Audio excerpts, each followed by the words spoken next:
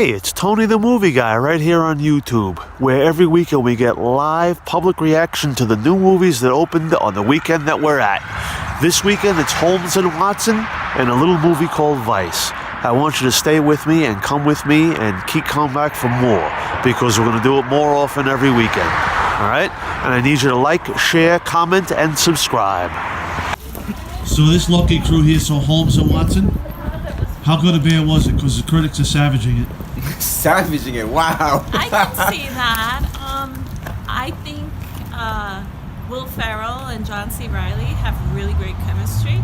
Comes very natural. They did it before, right? Absolutely, Talladega Nights, absolutely, yep. Step Brothers. Yep. Exactly, and I like their blend of modern satire mixed with English culture. Right. And how both cultures take jabs at each other. Awesome. If you're a fan, you won't be disappointed. Okay, cool. All right, so they live up to their previous. Yeah, for sure. Just a little quick. What is the movie about? Is there a plot? He's Holmes. He's Watson. Yes. That's it. End of story. Well, it kind of in the beginning, Watson like living in the shadow of Holmes. Yeah. Always trying to like, not I don't want to say one up him, but always trying to be like him. Yeah. Or equal to him. And by the end. So that's kind of reminiscent of Talladega Nights. Right. Okay. Okay, with him trying to be first. Right. When he was always second. Right. So as you were saying. Look ahead, yeah. Then towards the end, Holmes has to. No spoilers. No. Has to come to terms Right. with some issues from his past Gotcha. in order to really see To accept what's Watson, important right. to him. Yeah. To accept Watson as an equal. Okay, cool. So a lot of laughs to be had. Yes. And the critics are wrong. I can see, you know what? Yeah. If you know how critics think, you can Yeah. see why they would be very critical. Of Well, I was this reading the movie. New York Times. So. No, well, if you're reading the New York Come on, Times. Yeah. New York Times. You know? Yeah. But if you just ask, if you get the opinion, I think, of just the average, everyday person who just wants to have a good laugh.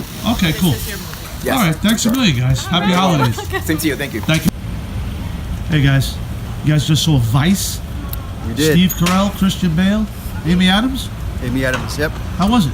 I couldn't recognize Christian Bale for most of the movie.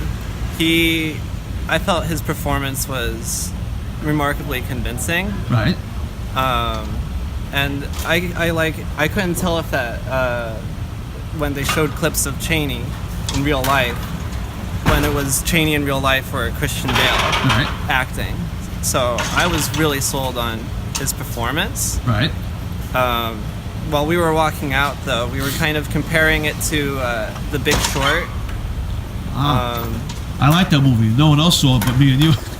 We love The Big Short. Yeah. Absolutely loved it. Yeah.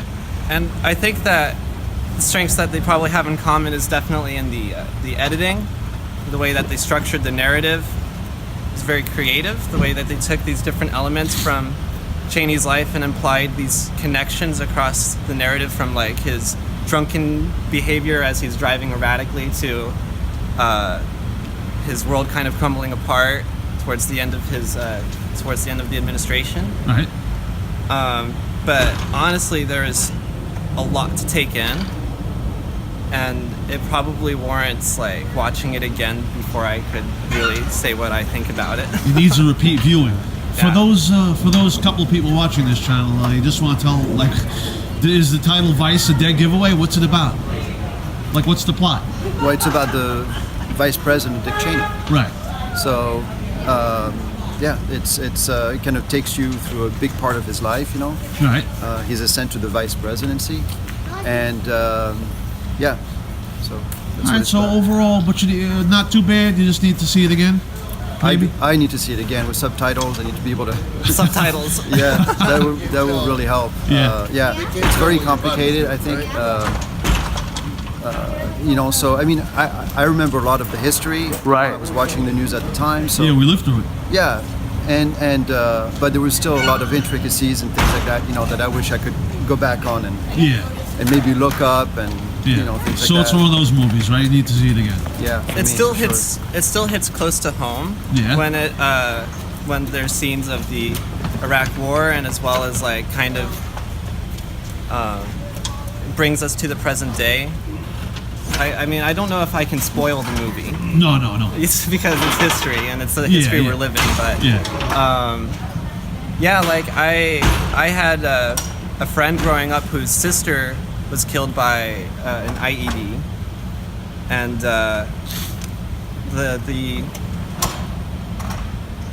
the way that I think that what I appreciate about the film is that it brings this like immediacy of what's happening, of the like kind of immediate impact that we are living, you know, in our daily lives. Right. And it draws a lot of it to Cheney. Like Cheney, I want to verify a lot of the things that the movie was saying. Right. Like I would like to verify or research more Cheney's involvement in like. You think was it? Maybe a little historically inaccurate, or Well, I don't know. I can't comment on it because Yeah. I'm not a historian on that Okay. era. I mean, I've read Wikipedia pages and right.